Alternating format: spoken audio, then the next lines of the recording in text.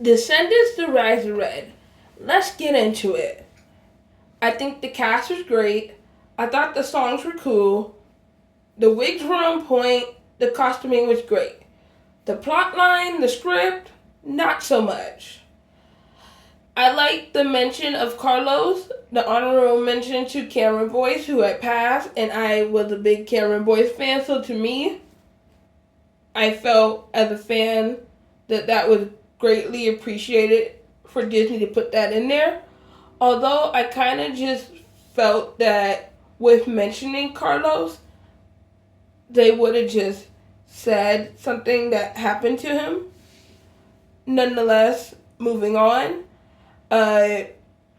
Fairy Godmother is supposed to be very powerful, and yet it seems like she's lacking. I mean, the Queen of Heart literally destroyed Fairy Godmother's wand.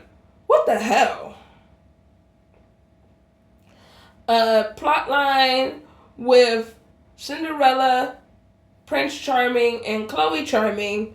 They talked about how Prince Charming was going to go off to see Chad in college to play tourney. Anyone who's watched the original trilogy knows that tourney was a game they play, and obviously Chad went pro in the college with it. My thing is, Cinderella was talking about how Chloe Charming would make an excellent queen, but in the royal line of succession, unless Chad married into another line of royalty, in which in case he would rule alongside somebody else in another kingdom, wouldn't the throne necessarily pass to Chad since he is the firstborn and older child? That's a loophole that I think has been overlooked in a lot of reviews lately. The traveling back to Merlin Academy. I agree with it,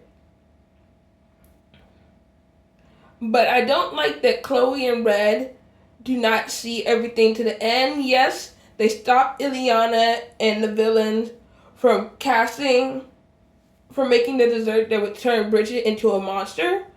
But how do you not see Castle coming all the way to the end? How do you not see Bridget and Ella go to Castle coming, interact, and just thrive? To have a definite answer that everything is going to be okay.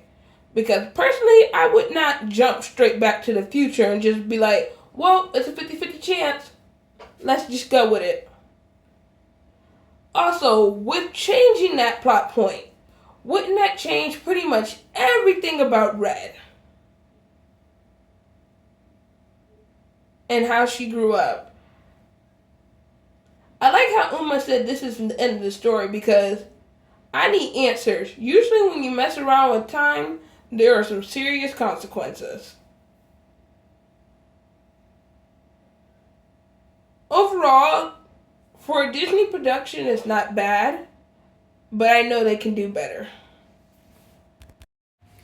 I feel like Disney did a good job casting all the younger version of the heroes and villains, yet we did not get enough time with them, and I felt like that was a huge shame. I don't even know I think for nostalgic reasons, the point of a young Aladdin and Jasmine, or maybe they were just younger versions of them cast due to the fact that, like, they were at the welcoming ceremony in the future. In the present time, I should say. I like the idea of Hades and Maleficent being on again, off again, high school sweethearts. I think that's cute. I don't think personally they would ever follow somebody else's rule, especially Ileana's. I feel like they like to all make mischief together, which they do. And it's better to be with a villain crew than with a bunch of goody two-shoes in the eyes of villain. That's what I think it was really like. I liked how handsome young Prince Charming was.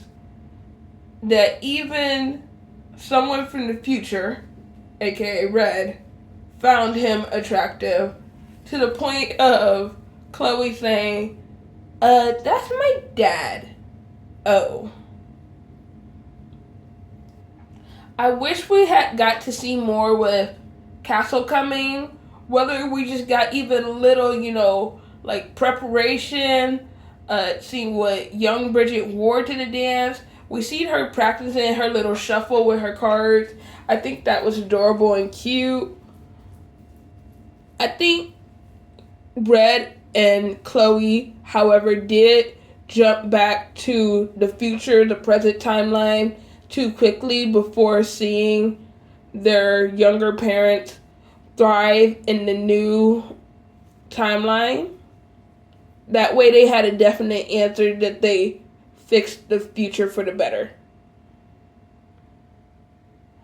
And I felt like with Bridget becoming the nicer person that she does, I wanted to know, did that have any impact on Red?